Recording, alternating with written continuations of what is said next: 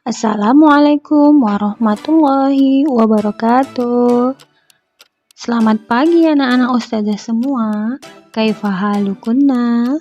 Mudah-mudahan semuanya dalam keadaan sehat walafiat.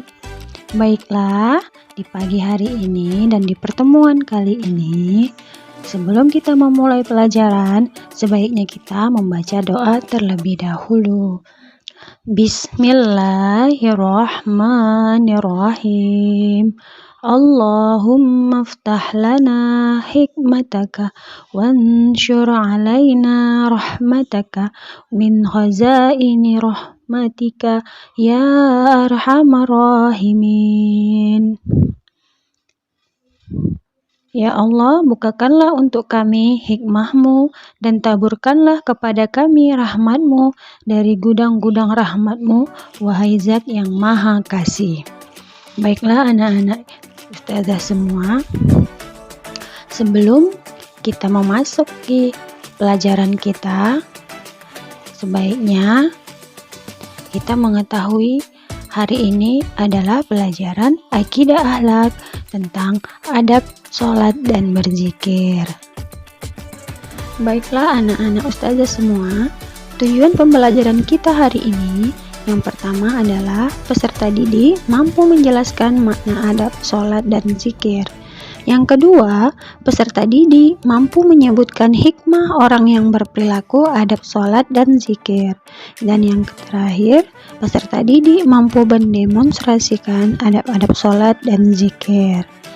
Baiklah anak-anak ustazah semua, sebelum kita masuk kepada judul kita ini, adakah yang tahu apa itu sholat? Sebagai umat muslim yang beriman, kita wajib melakukan sholat karena sholat itu adalah tiang agama kita, dan sholat merupakan manifestasi keimanan seseorang dan ibadah yang sangat mulia. Oleh sebab itu, Allah menciptakan manusia dan jin hanya agar manusia tersebut menyembah atau beribadah kepada Allah Subhanahu wa Ta'ala, seperti yang tertulis di dalam Al-Quran surah Az-Zariyat ayat 56 yang berbunyi, Bismillahirrahmanirrahim, wa ma khalaqtul jinna wal insa illa liya'budun, yang mana artinya adalah, dan tidaklah Allah menciptakan jin dan manusia melainkan supaya mereka menyembahku, kata Allah. Nah, baiklah, dari situ kita lihat dulu apa pengertian dari sholat. Yang pertama, sholat menurut bahasa berarti doa. Sedangkan sholat menurut istilah merupakan suatu ibadah yang tersusun dari beberapa perkataan dan beberapa perbuatan yang dimulai dengan takbiratul ihram dan diakhiri dengan salam dan memenuhi syarat dan rukun tertentu. Nah, anak-anak ustazah semua, ketika kita mengerjakan sholat, kita harus memahami adab-adab sholat tersebut agar sholat tersebut diterima oleh Allah Subhanahu wa Ta'ala. Adapun adab-adab sholat adalah yang pertama, khusyuk. Khusyuk berarti menghadirkan hati dan pikiran kita hanya kepada Allah Subhanahu wa Ta'ala.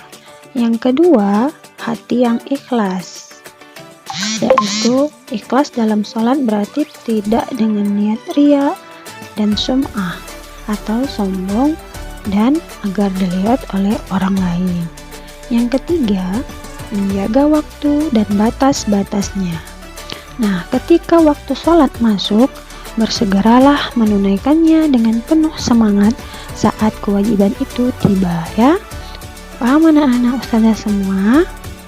Alhamdulillah, semuanya dalam keadaan paham. Kita lanjut ke adab yang keempat, yaitu menyingkirkan gambar, tulisan, atau apa saja yang mengganggu keusukan sholat.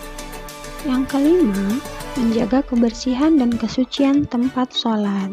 Sebelum sholat, hendaknya kita melihat dulu apakah tempat tersebut itu bebas dari kotoran-kotoran atau najis. Yang keenam, memakai pakaian kita yang terbaik. Yang ketujuh, menyesal serta bersedih, yaitu kita diharapkan menikmati zikir atau bacaan-bacaan kita sehingga berpengaruh pada hati nurani dan amal perbuatan sehari-hari kita.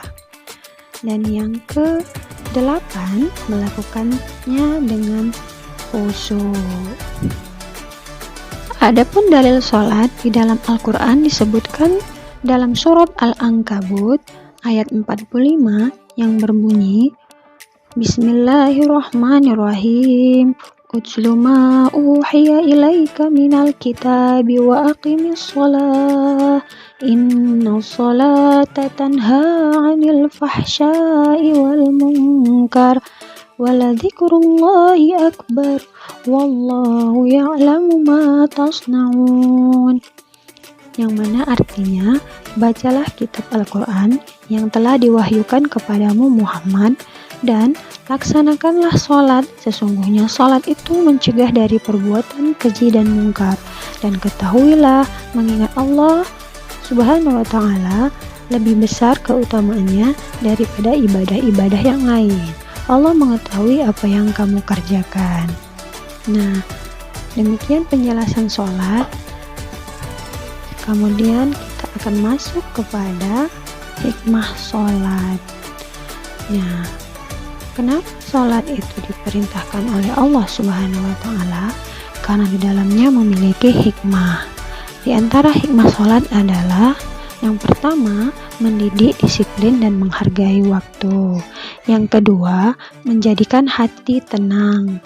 Dan yang ketiga, menyadarkan manusia tentang hakikat dirinya yang merupakan hamba Allah Subhanahu wa ta'ala. Yang keempat, menanamkan nilai tidak ada yang memberi kenikmatan dan pertolongan selain Allah Subhanahu wa ta'ala. Dan yang kelima, sholat dapat menjauhkan kita dari sifat-sifat sombong. Nah, itu adalah hikmah-hikmah dari sholat. Baiklah anak-anak ustazah semuanya, sekarang kita akan masuk kepada pengertian dari zikir. Nah, zikir merupakan sarana untuk berkomunikasi langsung seorang hamba kepada Sang Pencipta, yaitu Allah Subhanahu wa ta'ala.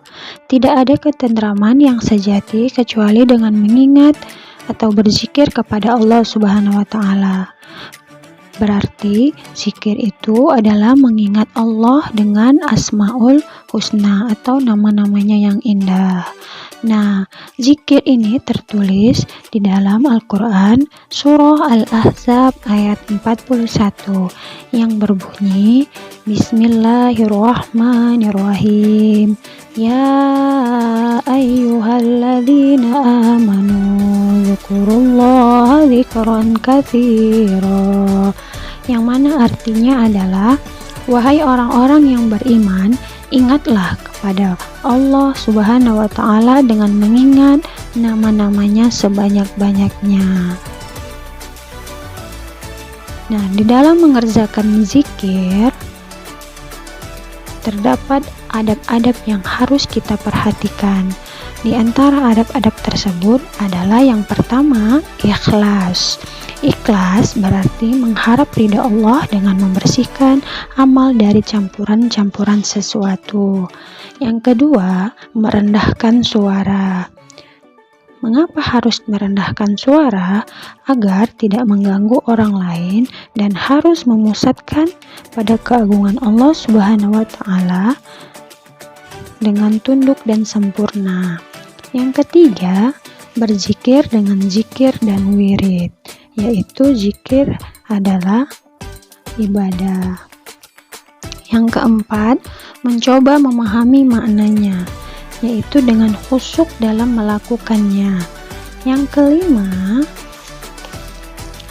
duduk di suatu ruangan atau tempat yang suci. Allah menganjurkan duduk dalam sholat juga. Yang keenam, mewangikan pakaian dan tempat. dengan memakai minyak wangi, pakaian bersih, dan halal. Kemudian yang ketujuh, memilih tempat yang agak sunyi, yaitu dengan memejamkan mata. Kenapa? Karena dengan memejamkan mata akan tertutup panca indera kita dan akan terbuka indera batin kita. Nah, ini adalah adab-adab berzikir yang harus kita perhatikan dalam berzikir terhadap Allah Subhanahu wa Ta'ala. Adapun hikmah berzikir adalah yang pertama, membuat orang lebih bersemangat untuk berusaha. Yang kedua, hati menjadi tenang. Yang ketiga, bersabar dan ulet dalam menghadapi masalah apapun yang kita hadapi di dalam dunia ini. Yang keempat, mempunyai harapan-harapan hidup yang tersimpan dalam jiwa.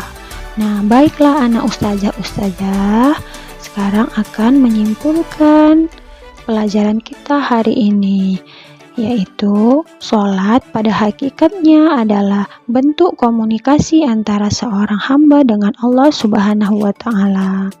Kemudian kita wajib memperhatikan adab-adab dalam melaksanakan sholat agar tujuan sholat, yaitu mencegah dari perbuatan yang keji dan mungkar, bisa tercapai.